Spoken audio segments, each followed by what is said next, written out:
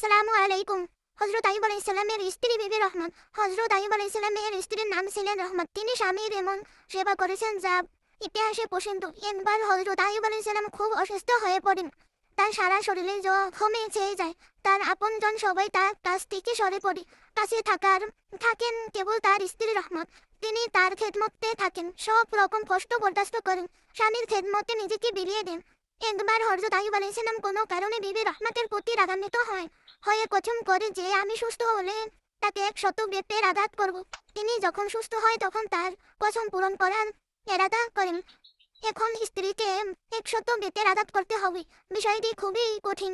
এমন সত্যবাদী ও স্বামীর খেদমত পরায়ণ স্ত্রীকে 100 বেতের আঘাত করতে হবে। আল্লাহ তাআলা নিজ অনুগ্রহে বিষয়টি সহজ করে দিলেন।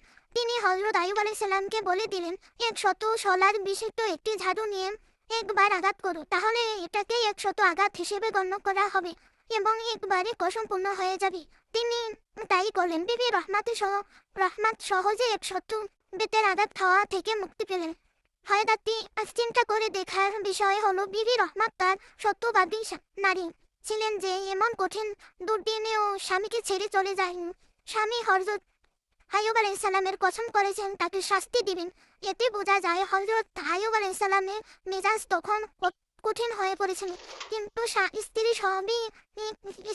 স্ত্রী সবই নীরবে সহ্য করেছেন এবং স্বামীর খেদমতে নিজে নিয়োজিত থেকেছেন। এর অর্থে আল্লাহ তাআলা তাকে বিশেষ অনুগ্রহ করেন, বেতের আঘাত থেকে বাঁচিয়েছেন।